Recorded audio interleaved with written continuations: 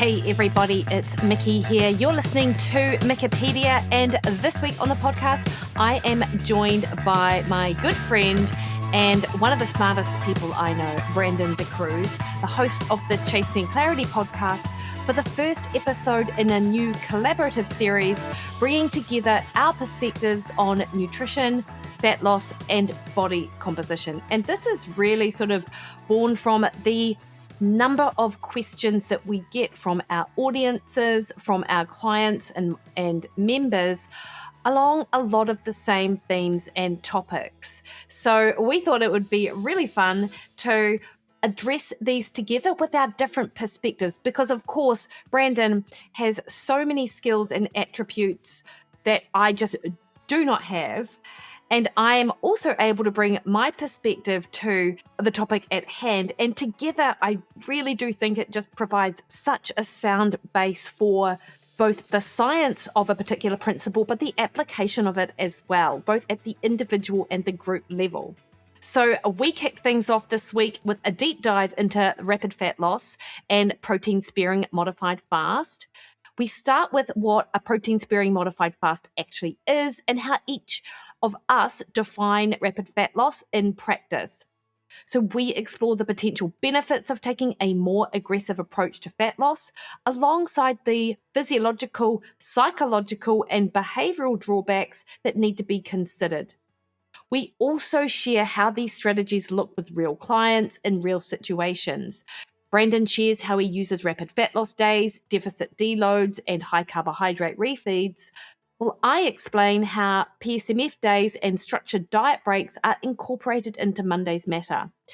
And we also discuss who rapid fat loss strategies are not appropriate for, including circumstances where hormonal health, energy availability, training demands, or physique goals mean a more conservative approach is warranted. So this is both a nuanced and a practical discussion where rapid fat loss is presented to you as a useful tool, but also where it could be counterproductive and why context matters far more than simply labeling an approach as good or bad. I'm going to share Brandon's details. You guys will know this as well. Brandon DaCruz is an online nutrition coach and physique coach, accredited nutritionist, functional nutrition and metabolism specialist, and health and fitness educator with over 16 years coaching experience. And throughout his career, Brandon has helped more than 1,200 clients, ranging from Olympia-level physique competitors and competitive athletes to business owners, executives, and lifestyle clients, helping them to improve their body composition, optimize performance, and enhance their overall health. His coaching philosophy is rooted in an evidence-based, informed approach that combines the best available research with the real-world coaching experience gained from working directly with clients for, as I said, over 15 years. Now, you can find Brandon over on his website, brandondacruzfit.com, or straight on Instagram at brandondacruz_, and also the Chasing Clarity podcast, which is like this treasure trove of information. I absolutely love it. You guys have heard me talk about it before. It's on all of your favorite podcast listening platforms. And this is becoming a regular feature for my podcast and his podcast as well. I have links as to when Brandon has appeared on Mikkipedia before in the show notes, so dive into them if you've not heard any of our podcasts together. And before we crack on into this awesome conversation, guys, I would like to remind you that the best way to support this podcast is to hit subscribe on your favorite podcast listening platform.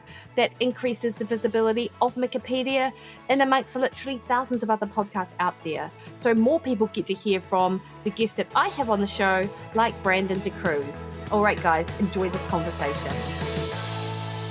Brandon, I was super excited when you put the idea to me because I love chatting to you. And in fact, people often talk about how I've got friends who are like, Mikki, you only started a podcast so you could just hang out with your mates and have conversations. And I'm like, well, that's not wrong. But to your point, people can then hear us chat about it, because I often hear other people say that too, that they would love to be a fly on the wall for the conversations that I have with my super brainiac friends like yourself. And so what a perfect opportunity to sort of kill two birds with one stone. 100%. I always say that I wish that I had the foresight and also didn't have a fear of public speaking, to be honest with you. I have so many conversations that I had with the likes of Dr. Scott Stevenson or Chris Beardsley or people that I mentored with many years ago. And I didn't think to record the calls, and B, some of them I did, but they were not in a podcast format or a podcast friendly format. And I wish I had been able to really see that podcasting would have been something of popularity, because we're talking the mid 2000 or 2010s. So I would have really been able to show people maybe my development as my thought process, my critical thinking abilities kind of progress. But we've been able to do that over the years. So it's always a blessing to sit down with a like-minded individual like yourself that really does have the same goal in mind, the same mission, and the same intention. So I'm very much looking forward to the series. And if you're ready, we can kick it off. Yeah, let's do that. All right, so let's start with what a protein-sparing modified fast actually is, because the term gets thrown around loosely and most people using it aren't describing the same thing. So I'll go through some of the history of protein-sparing modified fast and a little bit of the research behind it, just so people have a foundational understanding of what this is. And then we can get more into the nitty-gritty of differentiating protein-sparing modified fast from what rapid fat loss is, more so in how we use it. Yeah, So nice. the protein-sparing modified fast came out of clinical medicine and was developed by Dr. George Blackburn back in the 1970s. Blackburn was originally working with severely obese patients, and the problem he was finding was he was trying to solve what the very low calorie diets at that time were doing, which was stripping body protein, so essentially lean body mass, with body fat. And he was finding that many of his patients were losing an enormous amount of weight. So it was effective in that regard, but they were also losing a ton of lean mass with it. So he built a diet around the idea that if you keep protein high, you can run an extremely low calorie diet and still spare lean mass. And that's where the name comes in. Protein sparing is not a marketing term. It's more so like the mechanism behind it. The entire diet is constructed around protecting body protein while everything else gets stripped away.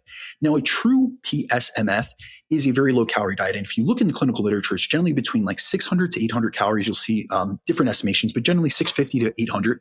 And nearly all those calories are going to come from lean protein sources. And then if you actually look into a lot of like the guidelines for it, they're generally going to minimize carbohydrates under 20 to 30 grams per day, and dietary fat is going to be 30 grams or less per day. So essentially what that really means in practice is you're only going to be getting fat from your trace fat sources, from protein sources, and pretty much nothing else. Now, it's called a modified fast, not because you're actually abstaining for food. So it's not like looking at fasting as a window, but it's because you're fasting from the energy dense part of your diet.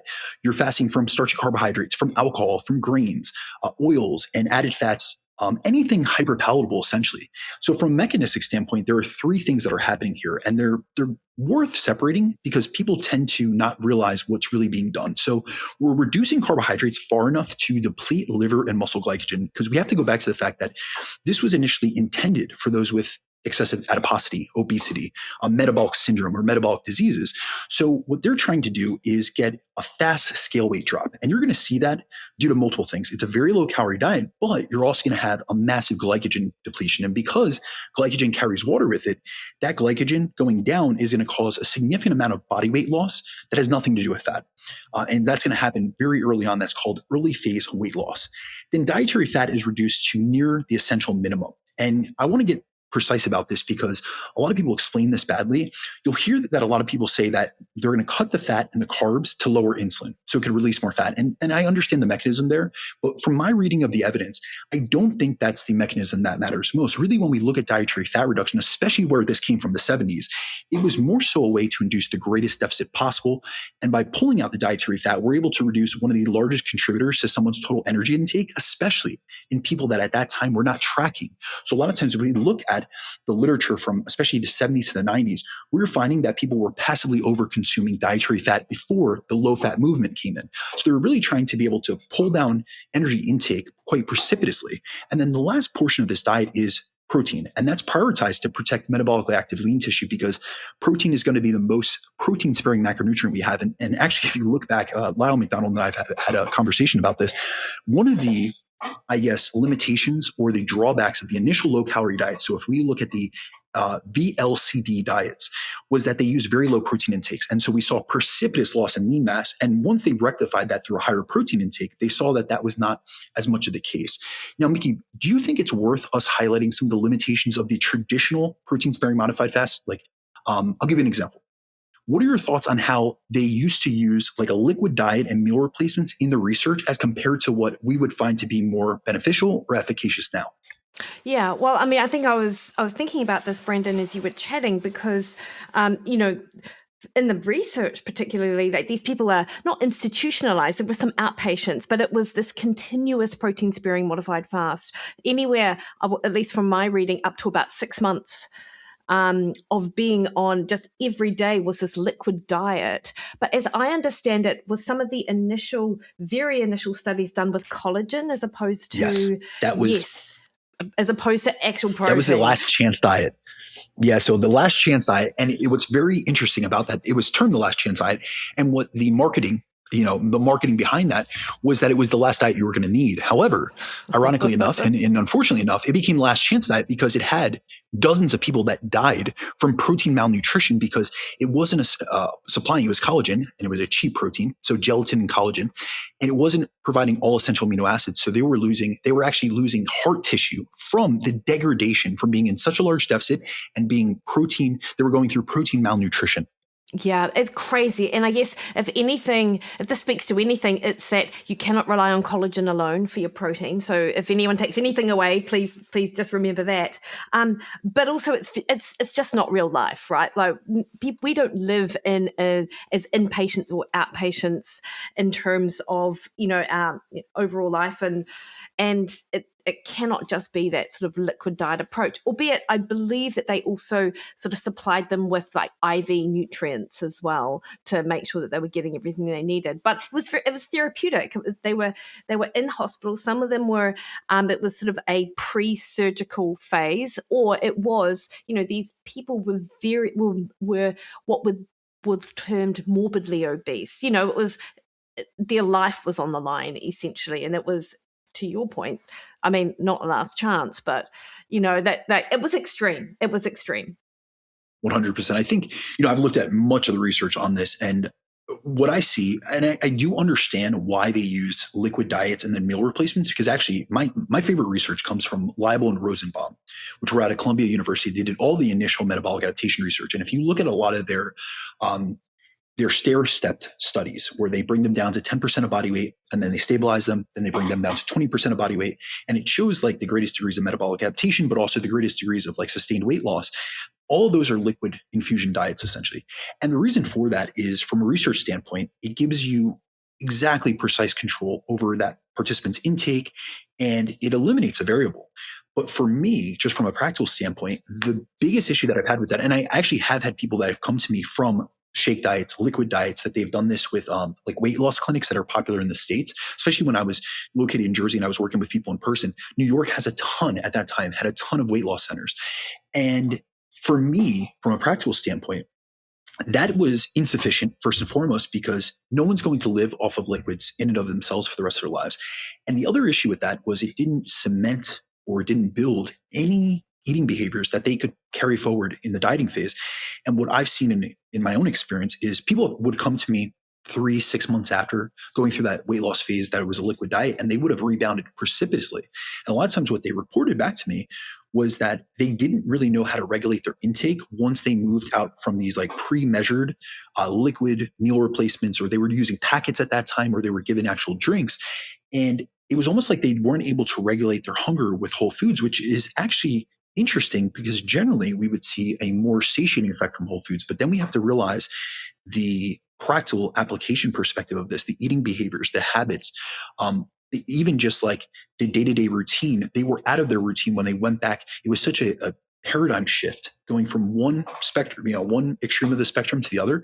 And so it really didn't allow them to sustain or to really build any habits that they could go past that dieting phase or past the intervention phase where they had someone, in these weight loss clinics, they weigh them in weekly. It's almost like Weight Watchers. They weigh them in weekly. They're monitoring them. They're giving them all their food.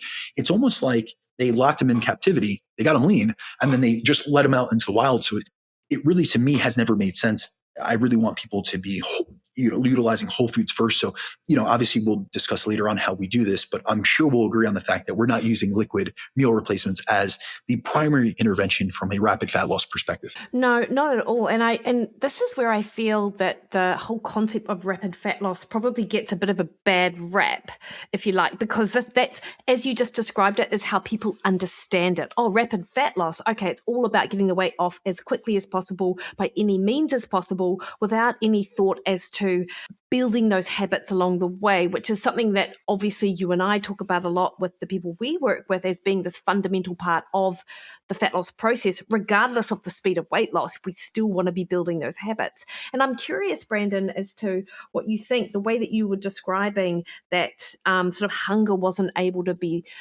well controlled post the liquid diet. Is the mechanism, do you think, similar to what you might see in physique athletes, who have just come through a competition and their hunger, because they've been on such low calories, some people have real issues with hunger. Do you think it's sort of similar?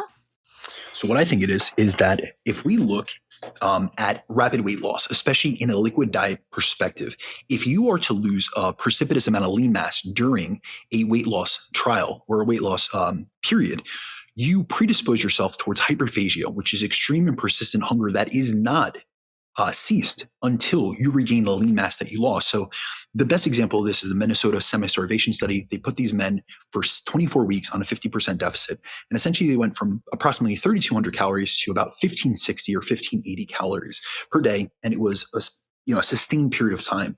Well, these guys lost somewhere in the realm of 25% of their body weight, with 40% or so coming from lean mass in and of itself.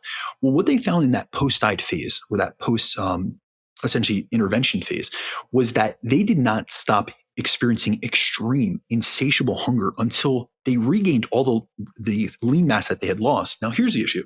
Lean mass and fat mass are lost at different rates, first and foremost, but they're regained at different rates. So what ends up happening is if you go from a very large deficit, and this could be the same example as a liquid meal replacement, you go from, say, a 1,500 calorie deficit and you're losing a few pounds per week, and then you get out of that and the goal has been removed. And now in these interventions, they're not having supervision anymore for the most part in the post-trial period.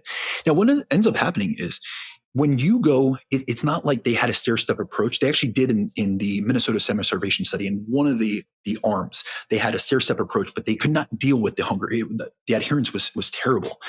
But if you were to go from this place where you're experiencing ravenous hunger and you get out of the diet, a lot of times what people do is they overeat in response to hyperphagia, and they go through what's called body fat overshooting. And we see the mechanism there is not only the loss in fat mass, which decreases leptin, it's actually the loss in lean mass, because the body has a protein stat that is sensing fat-free mass, and that's a precious tissue. So if you look at the work of initially the Minnesota semi-starvation study, which is Keys, when it was reanalyzed by DeLu and colleagues, DeLu has all these papers on what is referred to as body fat overshooting and collateral fattening, which essentially means that you go through a body fat overshoot effect where when you exit the diet, the fact that you went up in calories so much and you fed that ravenous appetite, you overate your energy expenditure because everything's downregulated at the end of the diet. So you not only went back to maintenance, you overshot into a surplus. Well, now you're precipitously gaining fat mass back at a quicker rate than lean mass is regained, and you will continue eating until you regain that lean mass. But often what happens is one of two things. You may get back to your same body weight that you were before the fat loss phase, but you've essentially went through decomposition. And what I mean by that is you regain more fat mass and you have less lean mass than you had at the start, or you actually body fat overshoot, which means that you get back to your initial lean mass level. But in order to do so, you actually go up to a heavier body weight, meaning a heavier body fat or a higher body fat percentage. And so that is really the mechanism of that fat-free mass loss. And we could see that in the liquid diets that they were utilizing at that time before they went into more of a constructed whole foods-based protein-sparing modified fast approach. Yeah, and interesting as you describe that. I mean, we're talking about it with the extreme rapid fat loss approach, but essentially any poor dieting approach, regardless of speed of weight loss, is at risk of that body fat overshooting or collateral fattening. I love that, collateral fattening. Which we see all the time out there in the real world when people, don't diet properly. That's the thing. So I can give you the Minnesota semi-starvation study. I can give you some of the studies by Liu and colleagues. There's a bunch of multi-stressor environment studies in Army Rangers. But besides that, we don't need to look any further than the general population, because the chronic yo-yo dieter is doing that same thing. They're crash dieting 20 pounds off, and then they're regaining precipitously in a quick fashion 25. And often what you'll realize is that every diet gets harder for them. And that's for one of two reasons. A, they're starting at a higher body fat percentage every time they go back into the diet. And it's almost like this vicious cycle that they get on. I call it like a dieting merry-go-round. It just keeps going around and around. The reason for that is they lose 20 pounds for a vacation, a photo shoot, a wedding, a cruise, and they go on that trip and they celebrate and they overeat. They indulge, they treat themselves, they celebrate essentially, and they overeat and they quickly regain the weight that they had lost previously. Well, if you gain weight at a rapid rate, we see this in the overfeeding literature. We see this in the large versus moderate calorie surplus studies. The larger the surplus you do over what is needed to accrete muscle protein tissue or to gain lean mass is going to go towards fat storage. And so what ends up happening, especially for people that aren't having a strong training stimulus during that time period, they're gaining a precarious amount of fat mass in addition to maybe some lean mass regain. And so every diet, they lose 20 pounds in say 10 weeks. And within 5 weeks, they're up 20 to 25. And then, it's scary first and foremost, but then it's disappointing. So they go right back into the dieting cycle, but they didn't give their metabolism enough time to really restore itself. They didn't give themselves enough time psychologically to dissipate the diet fatigue that they were feeling. So they're constantly going between these paradigm shifting extremes of restriction to overeating, to restriction, to overeating. And that is the chronic yo-yo dieter. And we see in many of the research that they're essentially, there's a study by, I believe it's by Liu, and it's called Why Dieting Makes the Lean Fatter. And what they mean by that is people that have more dieting cycles generally end up fatter. Now, it's not because dieting makes you fat, because physiologically we know that's not the case. It's that people that go into poor dieting practice. We have to think about it. This is how I like to get it across to clients. I was on a call with a client yesterday. I was describing this. Dieting is a practice like any other. And what I mean by that is you could practice it properly and utilize a appropriate rate of loss with high protein, with resistance training that's periodized in there and that's progressive. You can do a good amount of cardio to keep your cardiovascular fitness and to get your energy expenditure up. And you don't go to any extremes. You don't slash your calories in half. You don't ramp up cardio through the roof and do hours a day. You do things that once you exit the deficit, you're able to sustain the progress that you made. However, many people don't do that. So what ends up happening is they put themselves in a situation where they continually practice the wrong dieting practices. Yeah. So it's essentially like a mistake. If you were to look at it, I find like sports fascinating. I used to train a bunch of college athletes earlier on in my career. And if you ever know high-level strength and conditioning coaches, and I know this personally, a good friend of mine had played professional football, and now he coaches guys that are going to the combine. So he's coaching individuals or athletes in college that are going to try out for the NFL. If he sees that during their drills or during their speed play, any of those things, that their technique is off or that whether it be due to distraction or fatigue, he either cuts the session, he reduces the volume or the amount that they're going to be doing the workload, or he has them go take a rest and come back later that day or do the session the next day. And the reason for that is his whole thing, and is more from a neurological perspective. He does not want them to ingrain poor movement patterns. Well, the same thing can be said about our habits, our behaviors, our actions, or our decisions. If you continually dieting like shit, you're going to continuously going through that habit until you break the cycle. So I find that many people that are on that yo-yo dieting cycle, they're essentially engaging in these habits and behaviors that are predisposing them towards body fat overshooting, collateral fattening, losing more lean mass and gaining more fat mass over time, which is why that study, dieting makes the lean get fatter. Yeah. And Brandon, the sort of underpinning all of that is the psychological aspect, because it's all effort. This effort is being put towards dieting. And then when they're coming out and they may be, let's say going on a cruise, celebrating or whatever, you get this like slight reprieve, but actually it would feel that they were always dieting and getting nowhere because of the absolute lack of progress. And so this is, a lot of people are like, oh, I put in all this effort and for what? And I think this is really what you're sort of talking to. Absolutely. So now, before we get into any other topics, I do want to define rapid fat loss, because I find that many people associate rapid fat loss with like this continuous period of time. And that is what would, I guess, colloquially be rapid fat loss. How I define it personally, because I utilize it a little bit differently, and I think you're going to be in alignment with me, Mikki, on this. I define rapid fat loss as a short-term, strategically planned phase of assertive fat loss, or strategically placed days of an assertive deficit that are designed to accelerate physique progress while minimizing muscle loss. So I built my approach on the PSMF, but technically the way that I utilize it with clients, and I'm fairly certain you're the same, I'll let you expand on this in a minute, but it is not the traditional protein sparing modified fast and how it's set up, because that is usually for, as you mentioned, this could be 16, 20, 24 weeks. And I just don't find that to be advantageous, especially for the population that I work with. So I utilize more of an integrated approach, where I would say that what I do is an intermittent approach with utilizing an assertive aggressive deficit rather than a continuous approach. Yeah. And I'm the same as you, Brandon. So I use, and I sort of just call it when I'm talking to people in my groups, it's a form of calorie cycling, essentially, where we're having days where the calorie drop is very aggressive and we're focusing on protein, and it's not protein sparing modified fast the way it's set out in the literature, and we'll both chat about sort of the parameters of those days, but it's sort of built into a sort of a food approach that I term, it could be your forever diet, actually. So you only ever do one day at a time. We do between 1 to 3 days a week, and then you're eating 3 full meals where we've got nutrition around your training, and you're building those habits for forever fat loss. Awesome. All right. So let's get into the benefits of rapid fat loss, because I think there's quite a few of them. And I'm sure we may actually look at this from a different perspective. So I'll start off with some of the benefits that I see, and then I'll pass it off to you. So the first benefit that I find is that you spend less total time in a deficit, which I consider an underrated benefit. I think a lot of times when people are speaking about rapid fat loss or around a PSMF, they're only looking at the rate of fat loss. So how much are you losing in a day or in a week? And a lot of people talk about that. And I don't discount that because it sounds sexy. Hey, you can lose this amount of body fat in this week. Although we know that with measurement error and with the actual body composition assessment tools, these are estimations. They're not exact measurements. You would need to get a cadaver analysis to really see your body fat loss.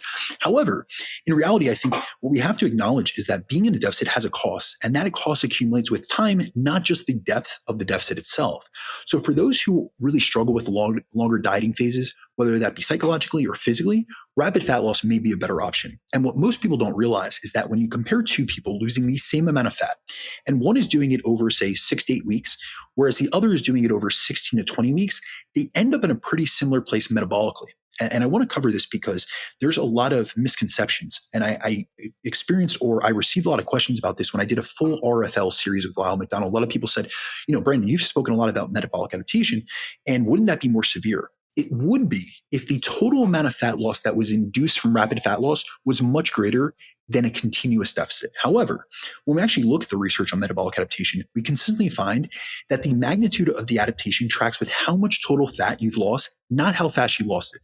So the person who took 20 weeks doesn't get to skip the adaptation. They might incur it slower, but the total, like the area under the curve of adaptation based on that individual, if they were to do it in 20 weeks or 10 weeks, it's going to be basically the same for that individual. Now, we obviously know that there's individual differences between two people. There are metabolic phenotypes, both spendthrift and thrifty. But if I'm talking about the same person, they are essentially incurring the same amount of metabolic adaptation. Now, from my perspective, and this is more of a physique focused perspective, if I'm having someone and they're not getting to photo shoot ready or to beach ready or whatever it may be, and sometimes we can utilize a rapid fat loss phase in terms of like a mini cut perspective. And that is basically doing it to buy more runway to build muscle or for another type of phase. And what I try to get across to them when I'm using this larger deficit, and I don't actually term it rapid fat loss. I might call it specifically a mini cut, but it's a more assertive larger deficit than I would use generally. I try to get it across to them that every week that you spend dieting is a week that you're not building. And especially when muscle growth is that person's main goal, I think it can be advantageous to cut the amount of time that they're dieting and then focus more on a phase that's going to develop the physique that they ultimately want.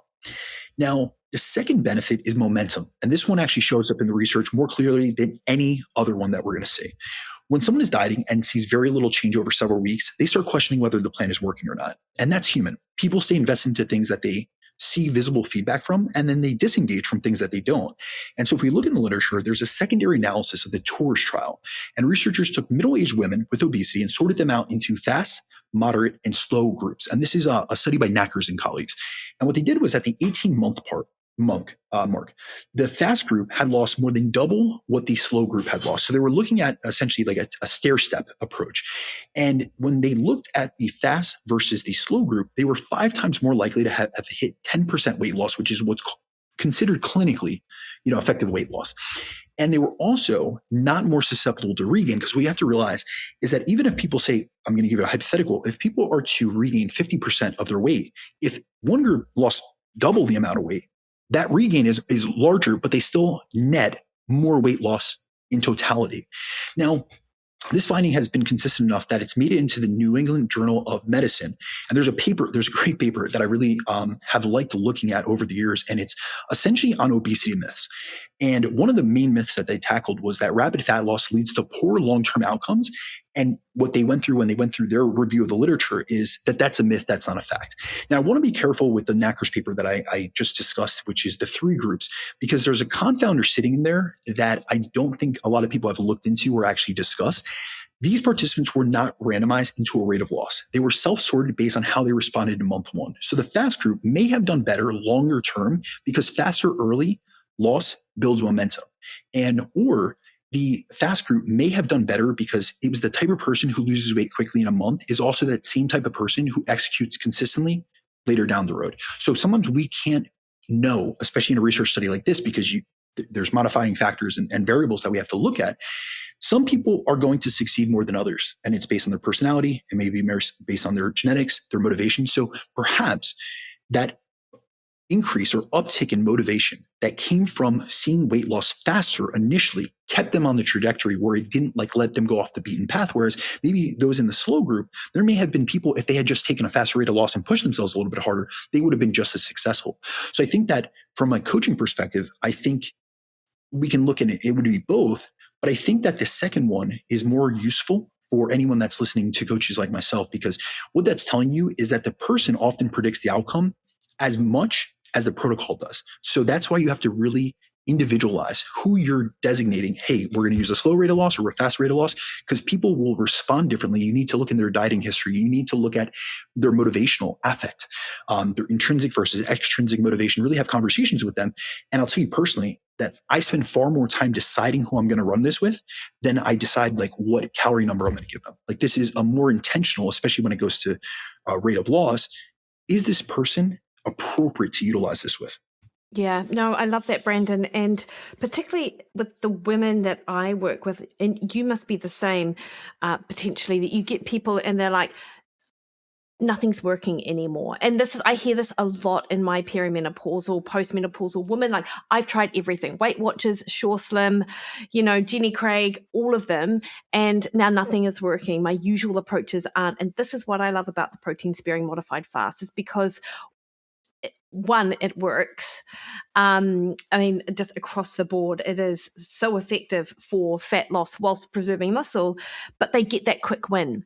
And you need buy-in from people, because oftentimes people are coming into a fat loss and they don't quite believe that they're going to be successful anyway. It's almost like they're doing it because they feel they should, not because they think this is going to be the thing that's really going to sort of stick for them. So they need quick wins. And I can see when I'm working with people, I can see quick wins within, a week, which is when we sort of check in to see sort of what's going on. Because of course I'm doing it in that group format. I'm not doing it on that one-on-one basis. So my metrics will look different, I suppose, to yours.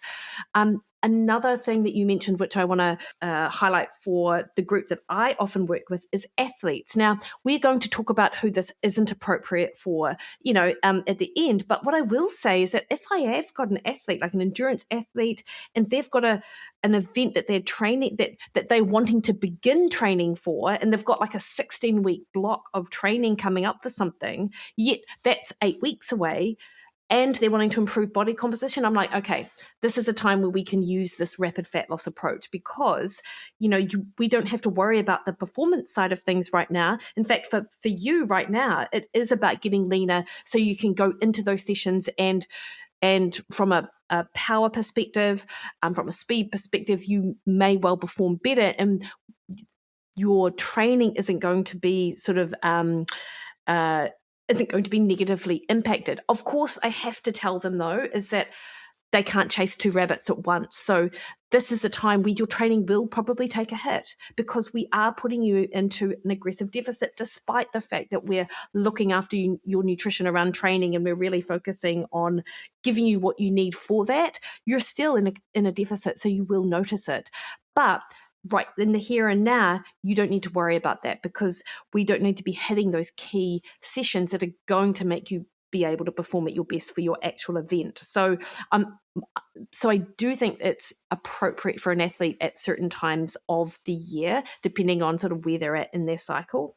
And the other thing I really love about this rapid fat loss approach is it absolutely takes the thinking out of it for people. Like, you work with busy people, I work with busy people who have got careers, households, and whilst I do think, as do you, that food prep is a huge part of sustainable fat loss and, importantly, weight loss maintenance.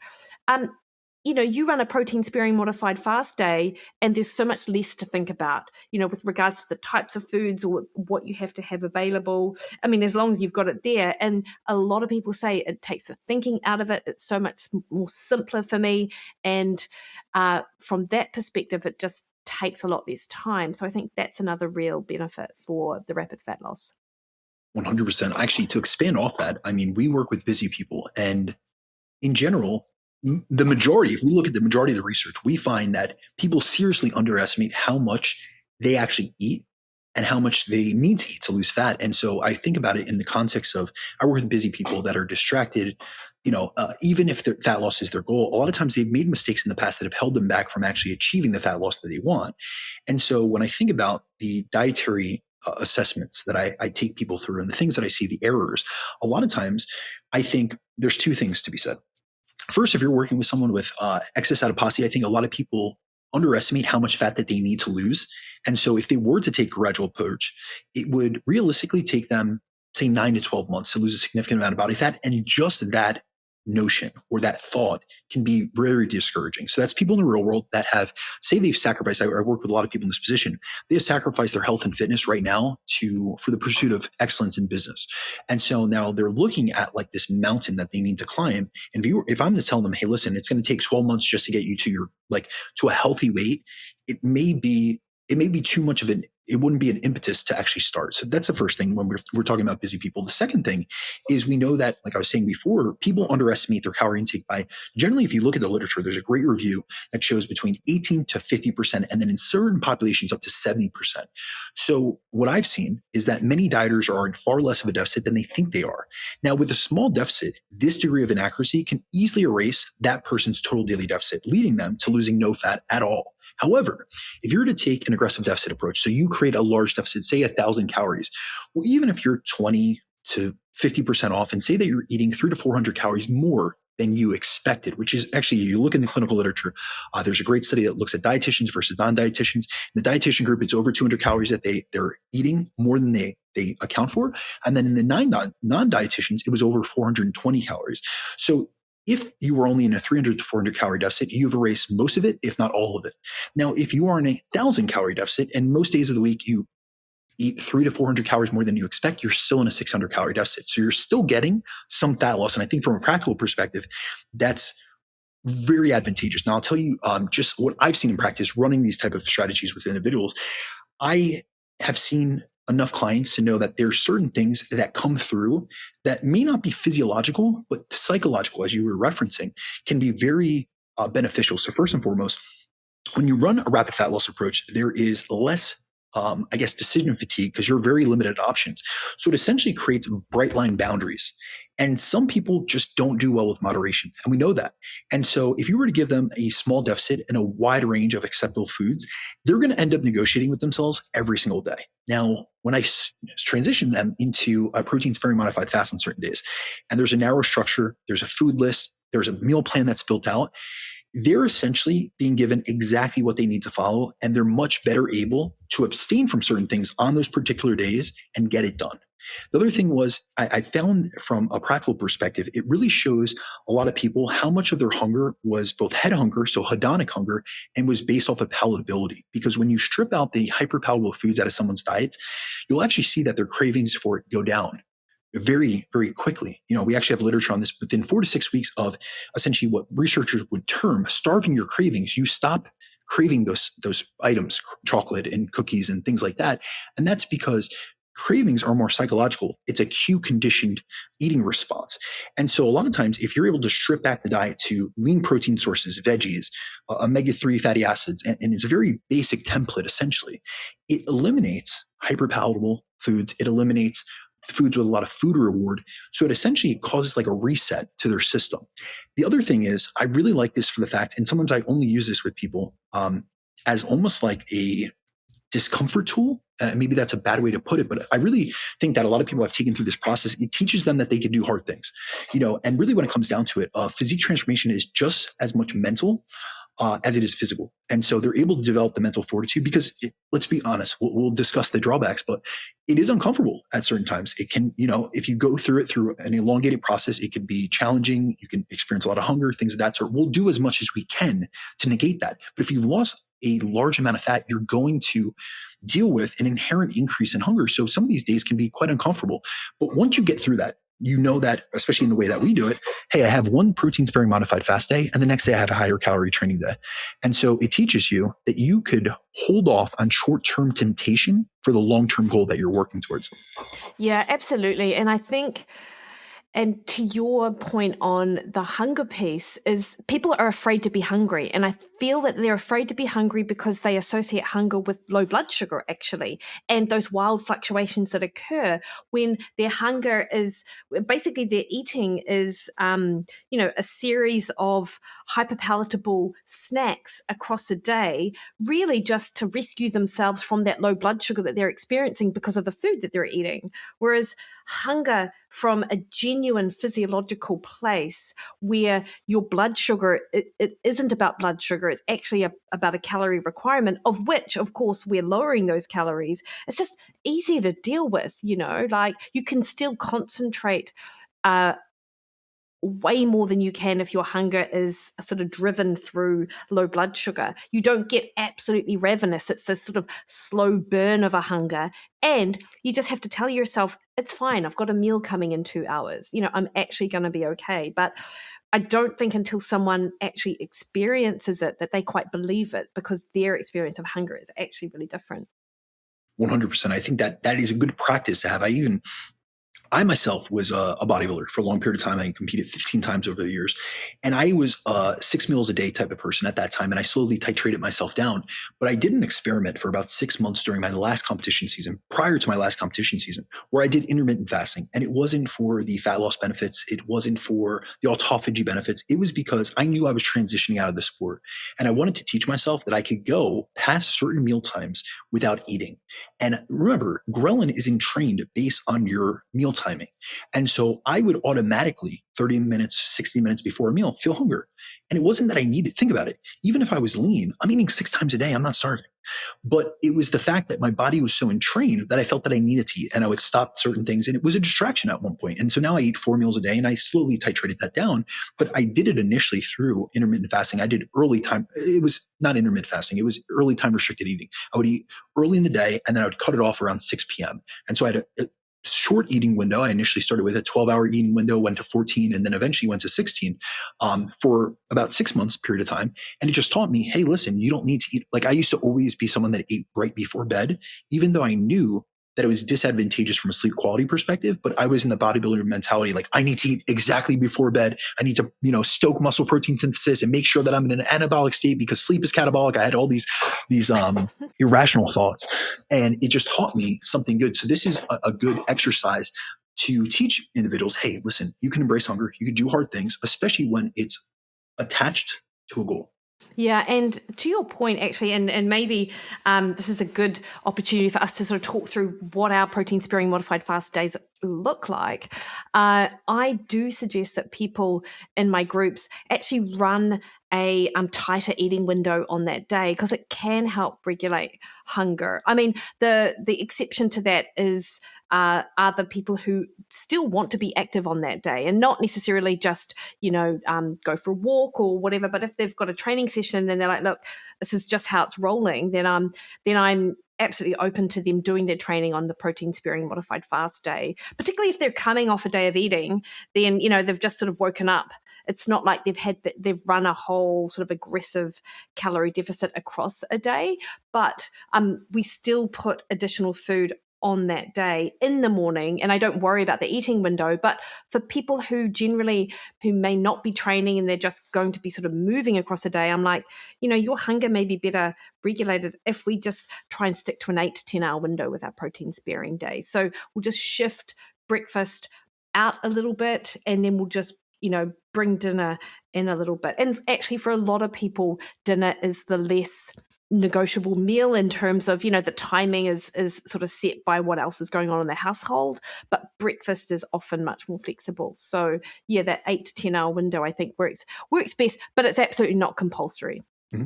Absolutely. So let's get into the practical application side of things and really how we utilize these in practice, because you gave essentially a outline, but we want to get into this deeper. So before I hand it off to you, I do want to make a distinction, because there's a full rapid fat loss phase, which is consecutive weeks of an aggressive dieting structure using that PSMF, which is the version that most people think of when they hear rapid fat loss.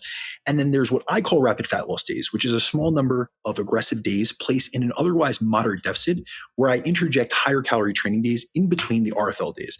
Now, both approaches use the same core strategy, which means we're leveraging a high protein intake. We're using a low-calorie approach to maximize fat loss while preserving muscle, but they're different interventions in practice.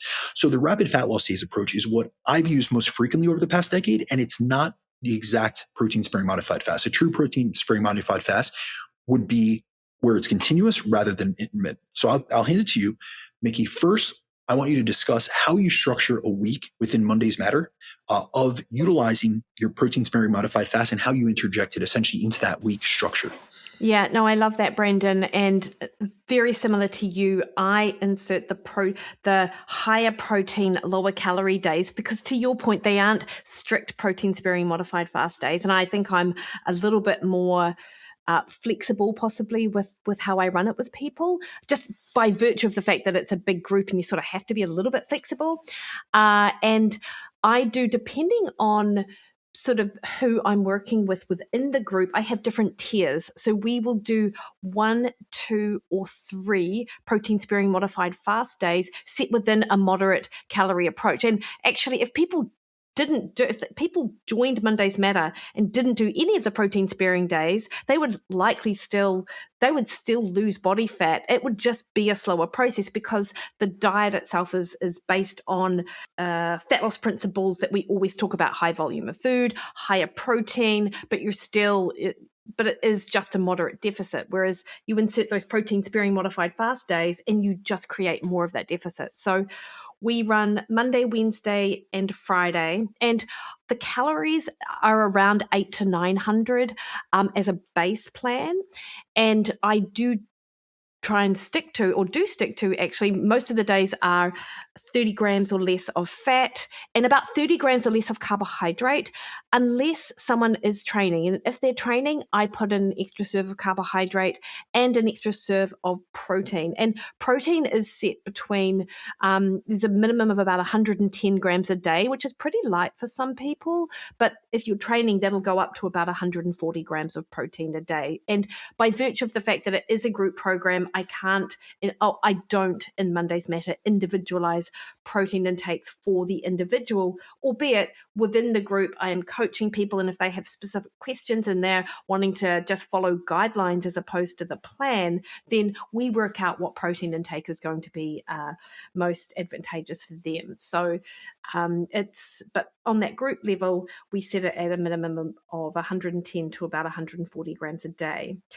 And we eat 3 times a day, so I'm not a fan of sort of just twice a day eating. But of course, with exercise, then that's going to take that up to 4 times a day eating. And I actually used to do my protein sparing days as no vegetables at all, just to take all the thinking out of it. I know. And so the reason for this, Brandon, is because people's interpretations of vegetables at that group level is wildly variable, and you would not believe it. Like for some people, believe me, I've had someone eat a head of lettuce at every meal. Yeah. So I do believe it. You do, yeah. And so people would be like, oh, just have a salad. But their salad would have avocado and nuts and dressing. And I'm like, look, we're just taking that off the table. Like, no, there are no vegetables. I will say, though, over the last year, I've become a little bit more flexible on that. And I've just started to just be quite prescribed with the types of vegetables. And I'm like, look, you're having a salad. It is cabbage. It is lettuce. You're having a dressing. You love the dressing because it's pretty much a Brandon DaCruz special of like mustard and apple cider vinegar and a bit of stevia. Yeah, let's get that it. Kind of thing. Sweet honey mustard.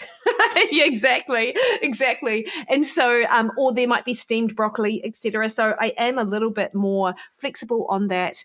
And it helps sort of fit into a general sort of family dinner as well if they're sitting around the family with the family. But ultimately that is what we do on a weekly basis. I do have the intermittent the diet break high refeed, but I can chat about that later if you like. But that is pretty much how I run my protein sparing days. Perfect. I think that's a great insight because you're speaking to a large group that you work with. So it's you're able to give a little bit more generalized advice, which you very well know me. I am terrible at doing. So you cover that. And now I'll get into some of the nuances and some of the details because I do very similar to you, but it is individualized. Obviously, I only work with people one-on-one. I've never been the type of mentality or even the skill set to work with a large group of people. I'm just an introvert, and it's like this locked-in one-on-one process. But I will say that I'm very similar in the regard that I don't run an aggressive deficit every day, and I often don't like doing them back-to-back. I have personally done that. I have run aggressive fat loss phases, rapid fat loss phases, 2 to 3 weeks at a time when I've been in a time crunch. The last time I did this was, I believe, 2020, that I had essentially a photo shoot that came up. It was a calendar shoot, and because of the pandemic, they had moved back the date like 4 or 5 weeks, and I was not ready. So I threw myself through the ringer, but I don't suggest that. And what I found when you utilize that linear or that continuous, very low calorie PSMF approach is you're going to get a massive increase in hunger, poor biofeedback, and then you get worse adherence as the days go on. I'm a robot. So adherence wasn't for me, but I have run it with other clients and I've seen that. So it's just not something that I utilize. Now, I'll give you kind of a construct of how I look at this. So I only place rapid fat loss days on non-training days. Then on resistant training days, because I work with more of a physique focused population, I'm going to bring calories up to either maintenance or they're going to be in a more moderate deficit. And those training days are particularly going to carry more carbohydrate and more fat to support performance, recovery, muscle retention, and hormonal health. And I stair-step this approach. So I never start a client personally with 3 rapid fat loss days. I'll start with 1. I gauge their response, and then I'll build the frequency over time based on their biofeedback, how they're handling it, and also their target rate of loss and how close to that they're sticking to. And I find that to be a lot better than a linear approach because I do know people, obviously I have people in my circle that run the PSMF, like just the rapid fat loss approach straight. For me, I just found that the population that I work with, adherence improves because a client is usually only going on one day of a very low calorie intake, and then they have something to look forward to the next higher calorie training day. It also, I love this James Morton expression, fuel for the work required. So I prioritize training performance by fueling when it actually matters. And then I also find personally, because I'm someone that's big into high step counts and leveraging that, I have found that not utilizing a continuous aggressive deficit helps reserve NEAT and maintain better biofeedback across the phase. Now, what I do personally, because I'm actually looking at individual rates of loss, I'm not actually assigning a calorie number or using a percentage deficit. What I do is I reverse engineer everything from the target rate of loss because that gives me a much better read on how assertive we can actually be. Because remember, I'm offsetting that deficit, or I'm essentially driving the deficit larger through those rapid fat loss days. But I also have to know how deep am I putting them into a deficit on those days? How frequently am I putting them into aggressive deficit? Because I'm targeting a rate of loss, and that informs me how high their calorie intake can be on those training days. So for a full rapid fat loss phase, like across the phase, when I'm looking at like across the entire fat loss phase where I'm integrating these rapid fat loss days, My standard range, if I was utilizing more of a rapid approach, would be 1.25 to 1.5% of total body weight loss per week. Now, in comparison, my traditional fat loss phases, I'm going to be anywhere between 0.5 to 1% rate of loss per week. So once I've determined the appropriate weekly rate, I'll back calculate the deficit needed to hit that on a weekly and on a daily basis. And that target is always going to be individualized. I'm going to do that primarily off of that person's starting body fat percentage, their training status, how high their training volume is, and how much of a priority their training is, their stress levels, their dieting history, their goals, and even more importantly, their timeline. Because a lot of times, if I'm integrating this approach, it's because we have a date. Now, for protein, I do it a little bit differently. And you know that I'm into scaling things. So I do this based off lean body mass and fat mass, and I scale it to the person. So if someone's lean, a lean individual, whether that be male or female, I'm going to utilize 1.5 grams per pound of body weight per day. So that's around 3.3 to 3.4 grams per kilogram. If someone's at a moderate body fat percentage, I'm going to use 1.25 grams per pound, which is, I want to say like 2.7 grams per kilogram, somewhere in that range. And then if someone's a higher body fat percentage, and that's going to be like over 25% for men or over 35% for women, it's going to be 1 gram per pound. I'm not fueling body fat. We're fueling the lean mass on their frame. So essentially, the leaner that someone is, the higher I'm going to push protein because they have less body fat to buffer the deficit. Whereas the more body fat that person contains and carries, the more that fat is going to protect their muscle and the less protein they need per unit of body weight. Now, from there, I'll give you, I guess, an outline of like what a day looks like, because really my intention, I come with like a food first approach. And so the intention behind this is to create a large energy deficit, but not a nutrient deficiency. So while I'm minimizing calories, carbohydrate, and dietary fat, I'm still making sure we cover the essential nutrients the body can't produce on its own. So there's 3 things that I'm making sure we're getting from the diet. First is going to be essential amino acids from whole food protein, which are going to preserve muscle mass and metabolic rate. The next is going to be essential fatty acids, which I generally will use through an omega-3 essential fatty acid product that comes from fish oil, or I can use an algae oil if I'm working with someone that's vegetarian or vegan. And we're going to use that for health purposes and for the absorption of fat-soluble vitamins. And then I'm going to make sure that we're getting in vitamins and minerals, and that's going to be particularly through vegetables. Now, in terms of protein sources, I always anchor the entire day around whole food protein sources. So I'm talking about lean sources, whether that be skinless chicken breast or lean ground turkey or tuna or shrimp or scallops, egg whites, things like that. I really do like egg whites at least for 1 or 2 meals because of the voluminous nature of egg whites, that it's very filling. Now, this is something I actually changed my mind about based on a conversation with Lyle McDonald. Initially, it was no protein powders whatsoever. And then he had a conversation with me both personally, and then we had it on the podcast, but we went back and forth in email about this. And I think I kind of gave him some feedback on the vegetables that I was seeing in practice, and he gave me feedback about the protein powder.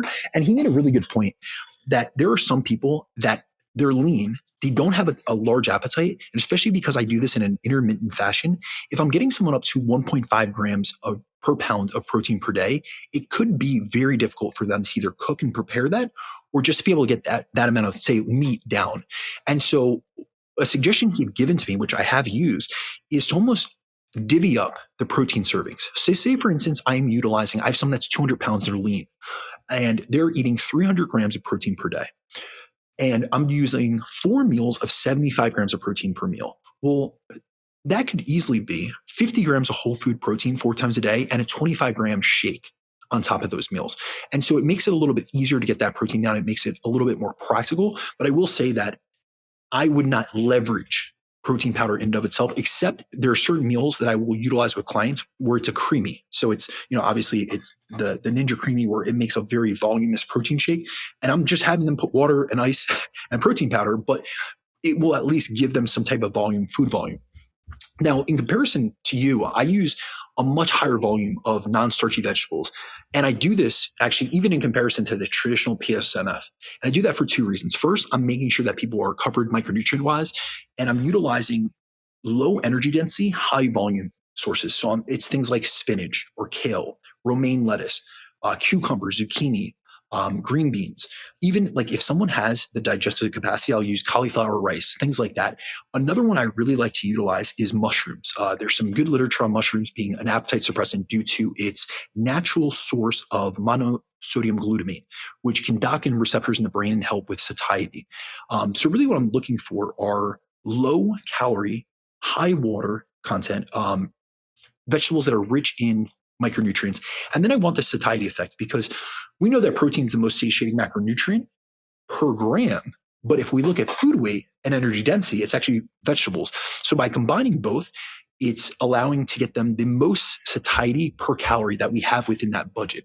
The other thing is, like I mentioned before, I always make sure that they have some type of quality essential fatty acid product. So my go-to is a high potency fish oil, and I'm really looking to get 2 to 3 grams of combined EPA and DHA. I want to make sure that they have all the necessary essential fatty acids and a little bit more, so that they have good amounts for cell membrane integrity, hormonal health, and then also for the anti-inflammatory purposes that they play.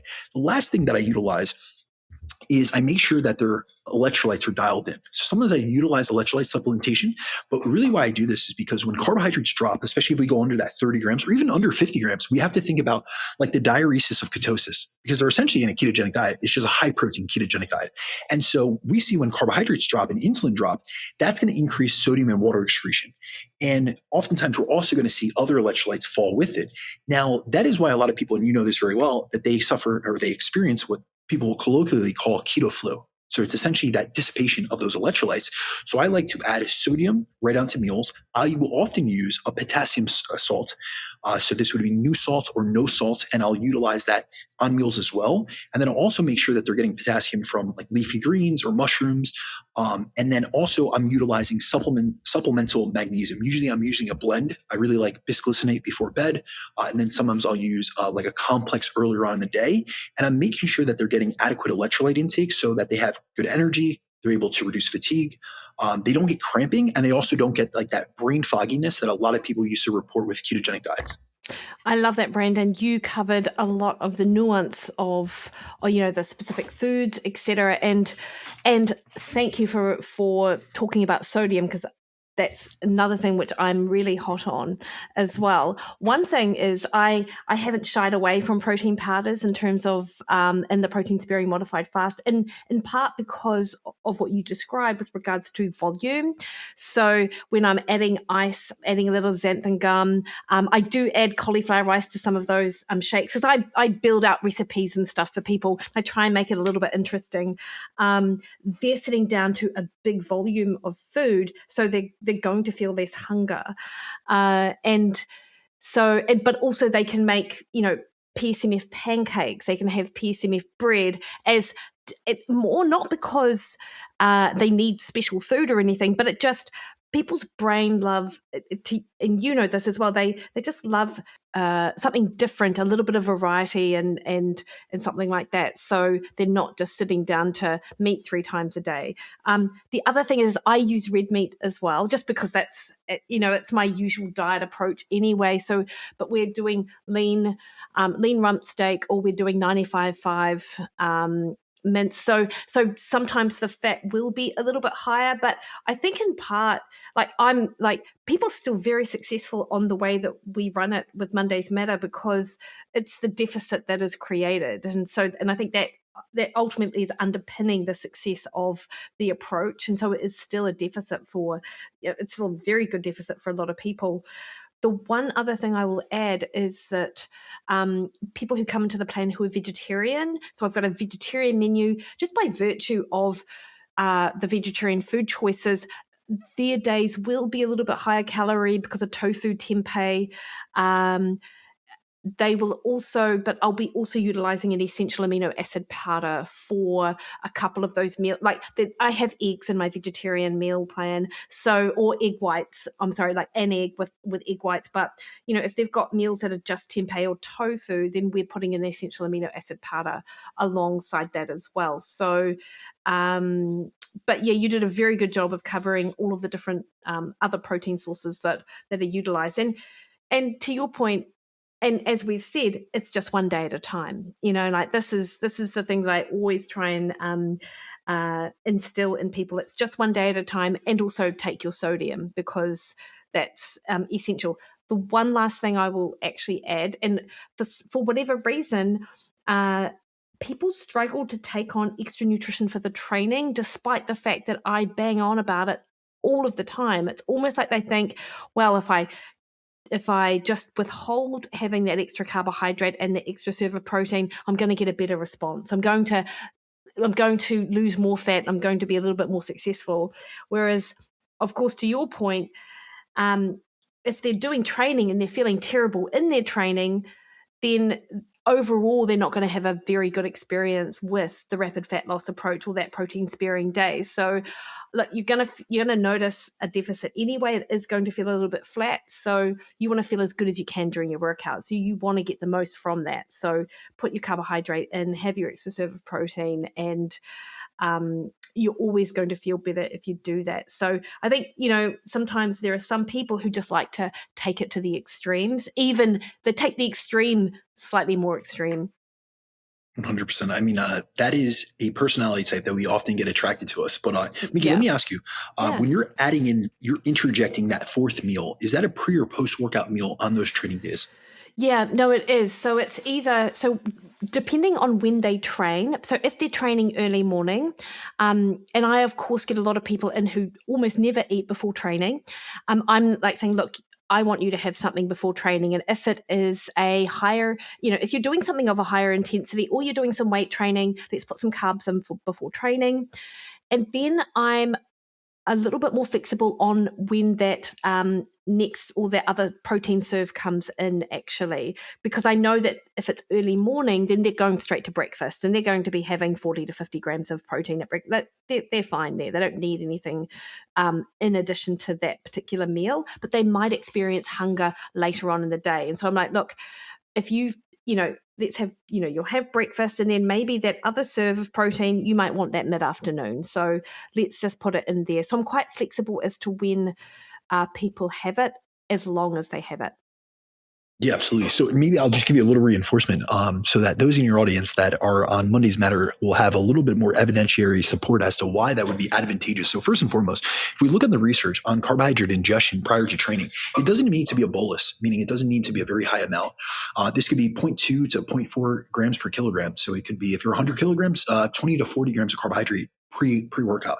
But we do see an advantage, especially in resistance training activity. I'll speak on that because that's my area of expertise, of ingesting carbohydrate pre-workout in certain circumstances.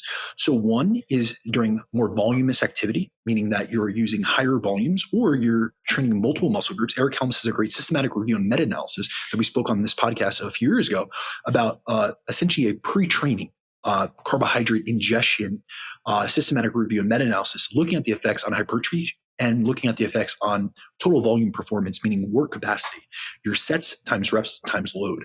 And they saw that there was more advantageous effects by having that ingestion of pre-workout carbohydrate or intra-workout carbohydrate. Just needed to be glucose in the system prior to or during the exercise bout in and of itself. The other thing is, if you're training in the morning, it's actually more advantageous. So there were some moderating factors within that meta-analysis.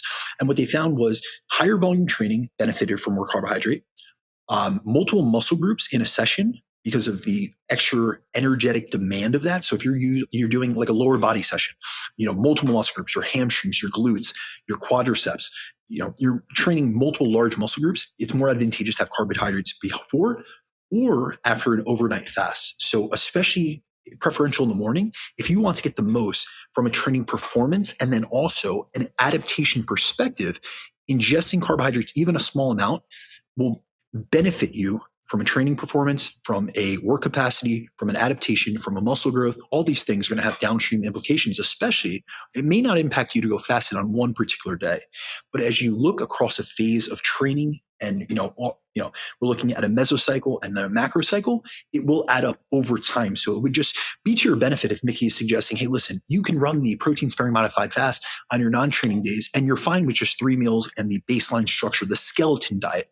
However, on those training days, I want you to have an extra carbohydrate ingestion and extra protein ingestion. You don't want to do the protein all well and good, although I would suggest some amino acid availability in the morning. But if you want to do it after, we see very similar effects. There's a great study by Alan Aragon, Brad Schoenfeld, and James Krieger looking at pre versus post whey protein ingestion, same adaptations from a muscle hypertrophy perspective, as long as it was within like a window. It was like 2 hours before or 2 hours after. So all well and good, but carbohydrates are going to benefit you from a training perspective.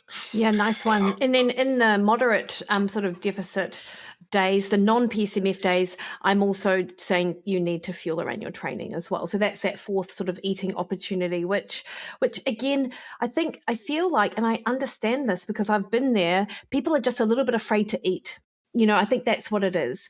And so if they're in a group that, and you've got someone sort of guiding them, then they have a little bit more confidence to at least try it because they trust me. They trust that they're going to feel better. They trust that the approach works. And then they can't believe how good they feel. And so, I love seeing that sort of light bulb moment with people in fat loss, that you can still eat and lose weight, 100%. And I think that actually gives me a great avenue to discuss intermittent dieting strategies that we use during fat loss focused phases, because this is a strategy that we can integrate and implement to essentially mitigate the negative effects of a deficit and of losing body fat. So I'll go first and I'll give a description of some of the strategies that I utilize, and then I'll pass it over to you to describe how you utilize this. And so a refeed is going to be the first tool that I'll use.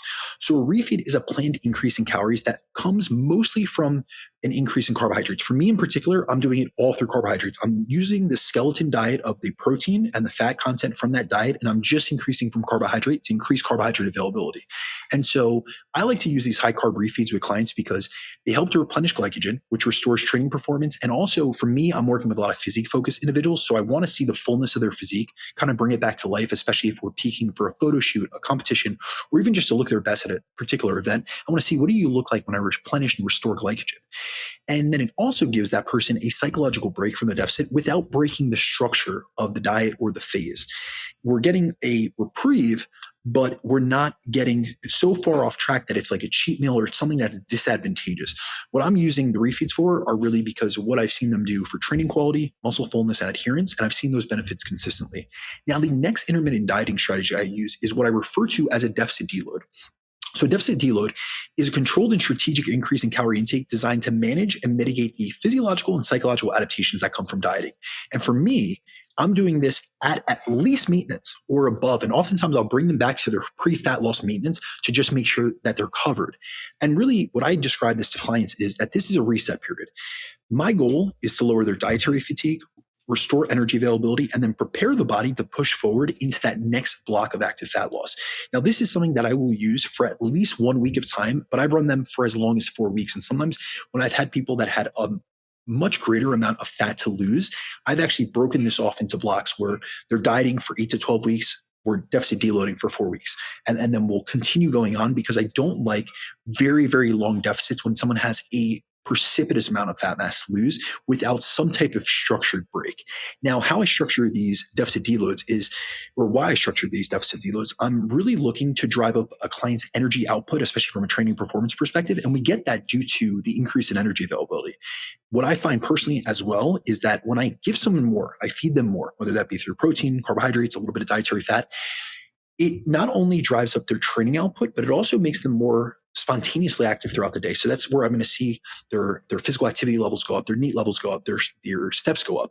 We're also going to put in more fuel for training. So how I do this is it's not just an increase back to maintenance. Sometimes I'll do it a linear approach where it'll be a certain amount of calorie increase from where they were.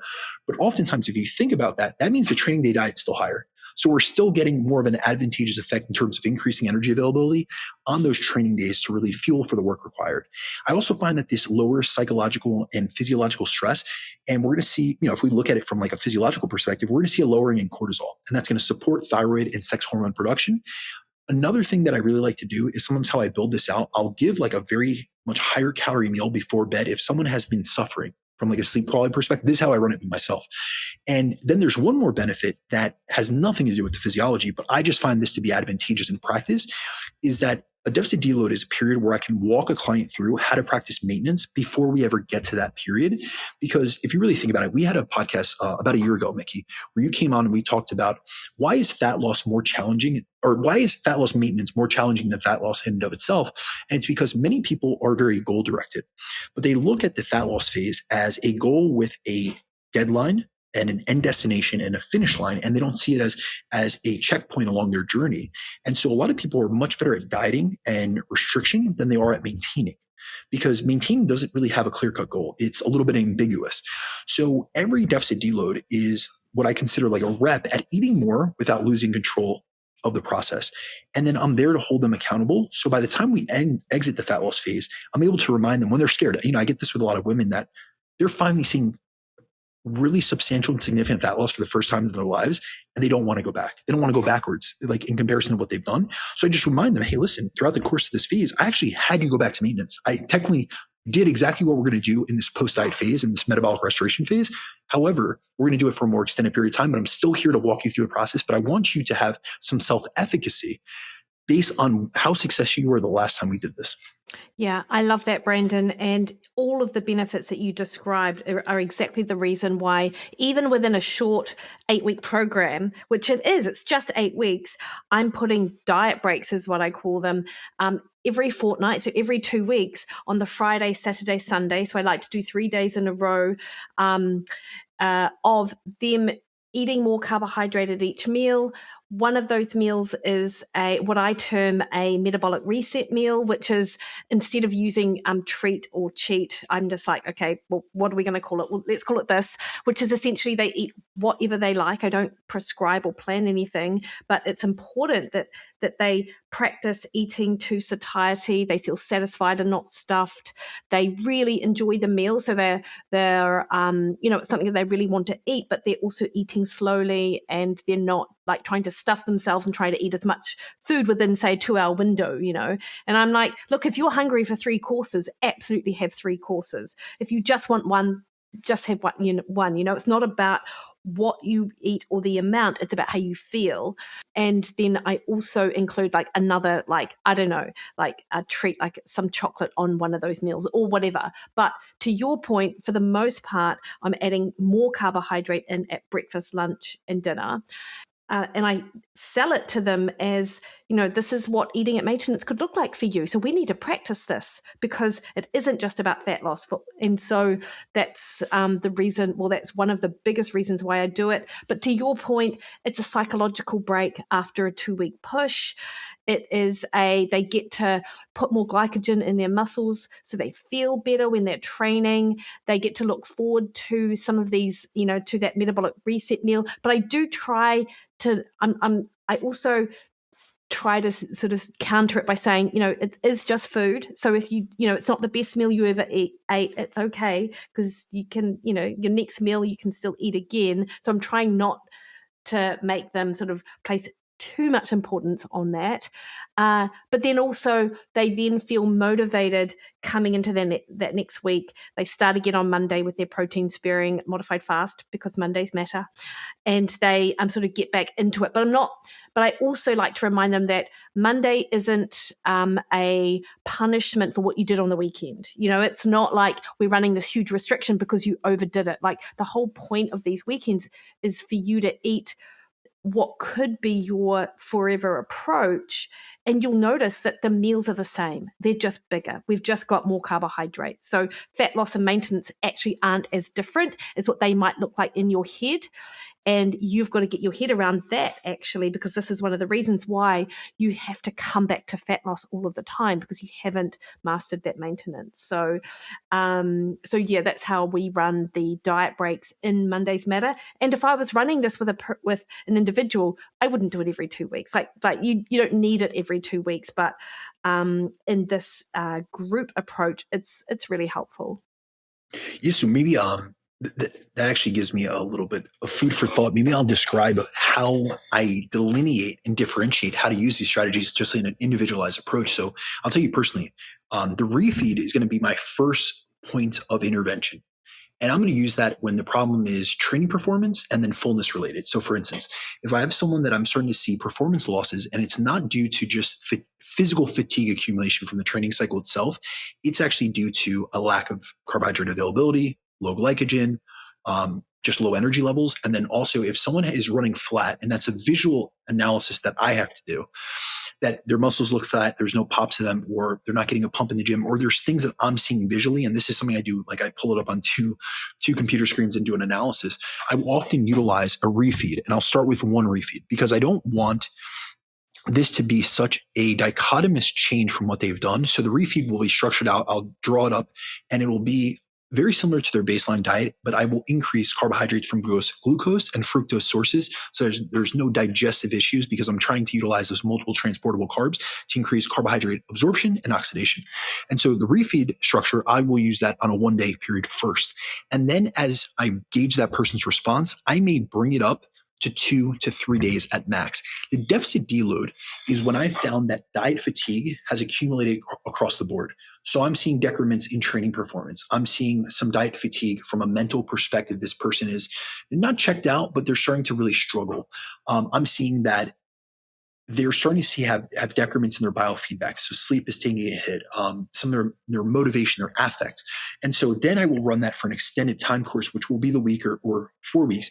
Now, it is based off someone's biofeedback, but there are times that I have to make a coaching call, which what I mean by that is I have a certain individual that I've gotten from, he was 210 or 11 pounds when he came to me, and he's now maintaining under 150 pounds. So we're talking 61 pounds, 60 plus pounds of weight loss, but that was never in one foul swoop.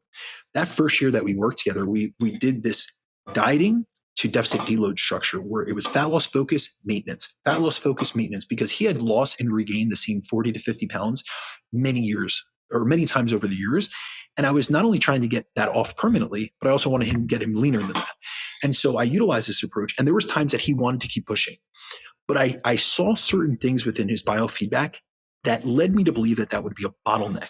Within his motivation wise, the kid was locked in and he was willing to push, but I just didn't think it was advantageous. And when I really looked at it from a yearly periodization perspective, I said, it's not really worth the cost of continuing to say, for instance, he was doing 12 weeks of fat loss and 4 weeks of maintenance breaks, essentially. Well, in certain instances, especially that first block, he was willing to go 16 weeks. He was willing to go 20 weeks. But I in my mind, and I expressed this to him, if going forward to 8 more weeks in a continuous deficit is going to derail the rest of our year, I don't want that. So I'd rather us pull back essentially proactively than me have to do so reactively and then have to have you in a full maintenance block. And so I do it obviously in an individualized perspective, but I start with the refeed first, and then I have data on that. And what's really advantageous for that is that I often use the refeed data, their body's response, their body weight trends, their photos, to be able to build out the extended refeed. And then also, if I'm going to utilize, I use that data, especially with physique athletes or people that are doing photo shoots, to peak them in terms of carb ups. And then I also use that structure to determine, all right, let's go to a deficit deload. Was this enough to restore glycogen on a 1 to 3 day basis? Or did we overshoot? Did we undershoot? And then I'm able to take that data and essentially make more precise adjustments and modifications moving forward. Nice one, Brandon. Yeah. So now, to wrap this up, I want to go through the populations that rapid fat loss is not for. And I'm going to say something before we get into this list. I'll start off, Mikki. But I really can't tell you how many podcasts I've done where the information I've shared has been taken by less experienced coaches and then applied to people that it was never meant for. And then I'm the one getting a DM a few months later asking to fix it. And so I'm going to be very direct about this. We went over the benefits, how we apply this, and we made it very clear that this is not a continuous approach that either of us used, at least in great frequency.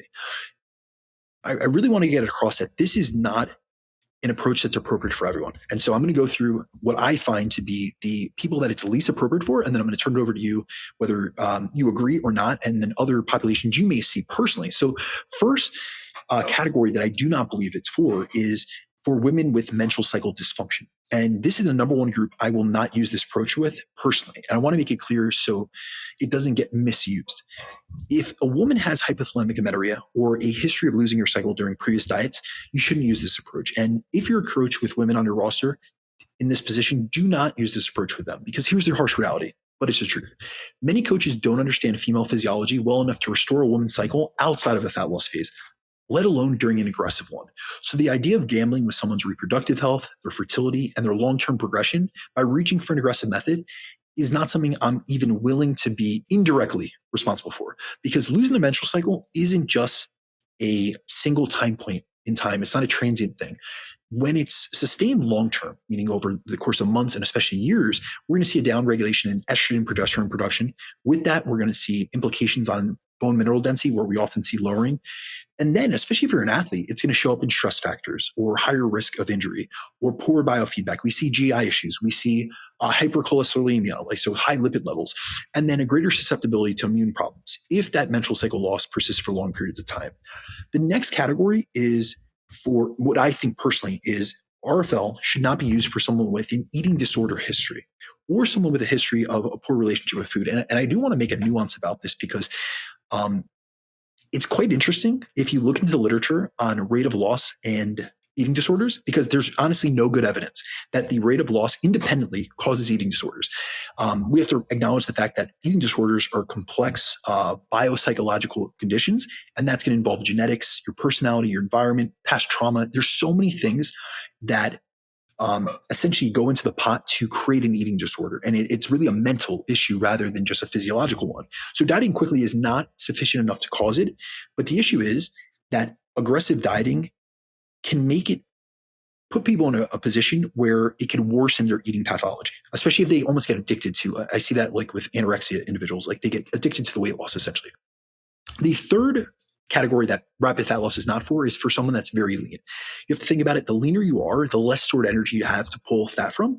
And so it's going to increase your likelihood of losing lean body mass. And the majority of dieters that don't like the way they look at the end of the diet, I think it's in their mind, they think it's because they didn't lose enough weight. But often what I see visually from like a coaching perspective and a more objective eye, it's because they lost too much muscle or they didn't have enough to begin with. So if you're in this position, you're already lean, but you don't have a lot of muscle, you're lean but under muscled, this is not the approach for you. And then the other group that this isn't applicable for is someone who's been chronically dieting or under fueling. If someone's been in a deficit for an extended period of time, layering an aggressive diet on top of that is a recipe for poor biofeedback and deeper adaptation. And this includes anyone who's coming off a long fat loss phase, someone that's showing signs of low energy availability, especially like athletes, those that are under recovered or hormonally downregulated, that could apply to someone with thyroid issues or low testosterone or low estradiol or progesterone. And then someone that's like a chronic yo-yo dieter. Before I'd ever consider an aggressive approach with someone that's in this position, I want to see some recent time spent at maintenance. And I'm going to personally take this person through a primer phase and get them physiologically into the position, both physically and mentally, to be able to go into a deficit. And I usually won't use an aggressive approach with that. So I wanted, to lead off with that because this approach sounds sexy and it's very effective.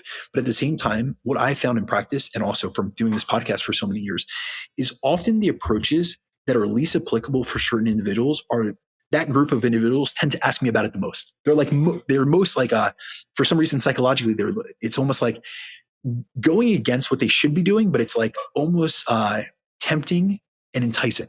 Yeah, 100%, Brandon. And I would agree with all of the groups that you've described. And the only other one I would add, because it's the individuals that I work with, is, in that athletic sense, if you are lean, yet you think, I need to lose 2 to 3 kilos in order to perform better. And I've got, that's a group where I'm like, well, I'm not a fan of using it within an already lean sort of athletic population. So I talked about how we can absolutely use it with an athlete if they, legitimately have body fat to lose. And of course, middle-aged athletes, which I'm just described like 60% of the population, a lot of them probably, they may well do, and they may well feel better and perform better, but we're not doing it in the 8 weeks lead up to their A event either. Of course, you can do it if your A race is,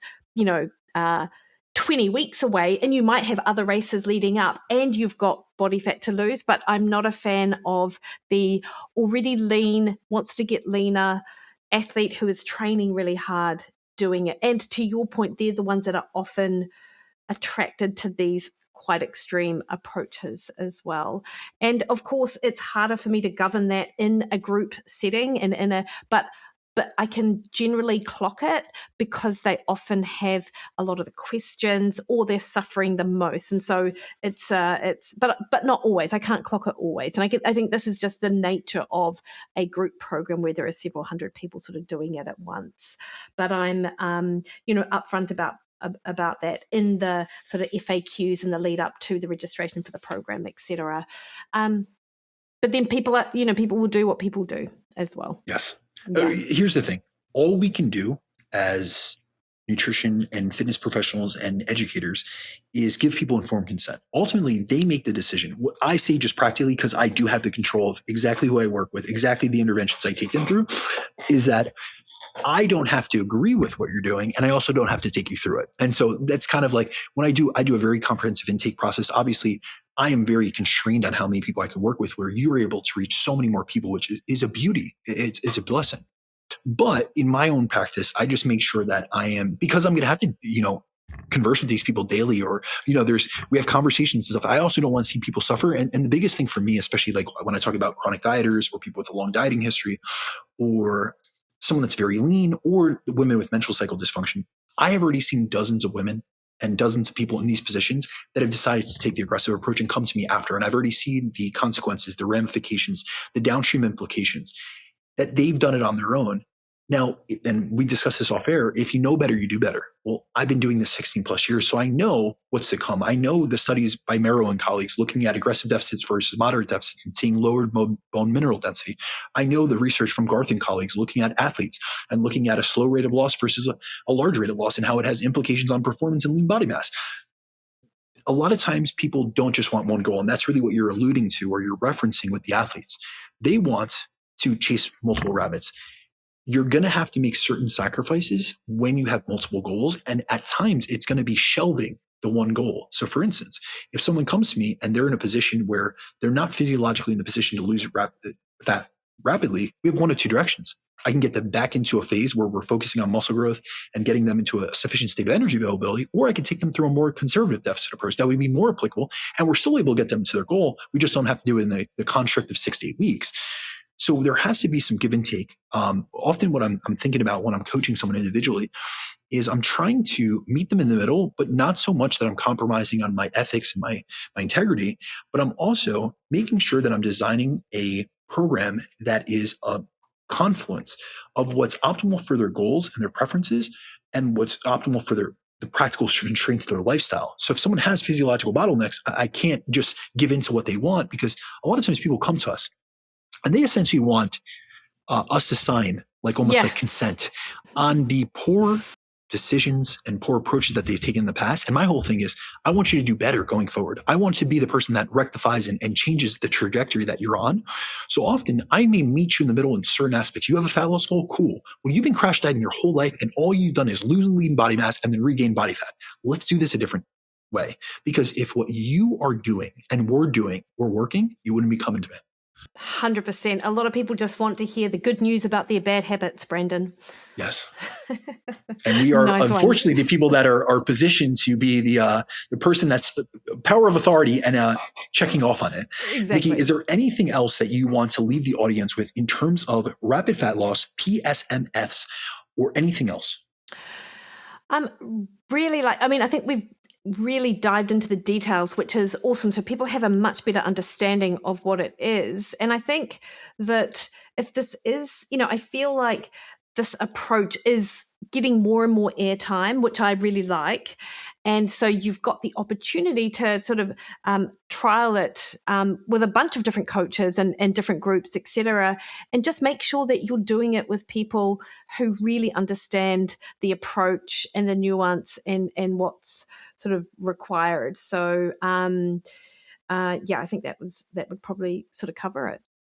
No, I couldn't agree with you more. I think that oftentimes an approach like this can be sexy and it could be easy to sell. We could sit here and only talk about the benefits, the upsides, and the how this is the solution to everyone's fat loss prayers.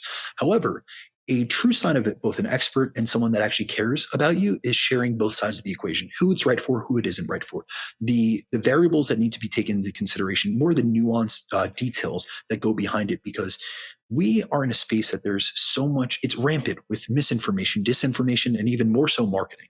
And it could be easy to get on a podcast and only put something up on a pedestal, but it's always, and this is why I love doing podcasts with individuals like yourself, and particularly you, is that you're always willing to get into the nuances, cover both the upsides and downsides, because with all things, I always say this, and you love this expression, for every gimme, there's a gotcha. And so we have to acknowledge that. And so, Mikki, I want you to let the audience know where they can find you before we wrap this up. Yeah, wonderful, Brandon. Thank you. You can find me over on Instagram at Mikki Williden, at Mikki Williden Nutrition on Facebook, which is essentially just Instagram transferred over into the Facebook feed. But my website is mikkiwilliden.com, and you can find details of Mondays Matter on there. By the time this airs, I would have just started the August edition of Mondays Matter. I'm really looking forward to that. But you'll find out information of sort of next group cohorts. And of course, Mikkipedia. Yes, you can't miss that. But this will be going out on both of them. So they'll be hearing it at one of our channels. Guys, as always, you can reach out to me on Instagram, which is at Brandon DaCruz_. If you guys are interested in individualized coaching, feel free to either click the link in the show notes or to email me at bdacruzfitness@gmail.com. And stay tuned to the Chasing Clarity podcast. I appreciate you guys tuning in. And this will be the first of many between Mikki and I. So we're looking forward to it. And we hope you guys have a great week. Wonderful. See you, Brandon.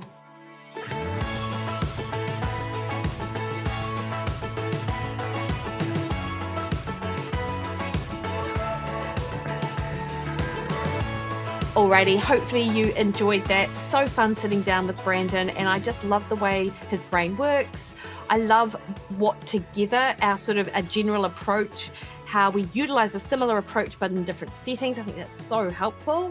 And our goal really with this is to just sort of cut through some of the misinformation that you might hear out there. So hopefully you enjoyed that. Let me know. I'm over on Instagram, Threads, or X at Mikki Williden, Facebook at Mikki Williden Nutrition, or head to my website, mikkiwilliden.com, and sign up to my recipe portal. So many recipes in there, guys, over 1,000. Amazing. They'll help you on your body composition or sports performance goals, whatever that looks like for you. All right, guys, you have the best week. See you later.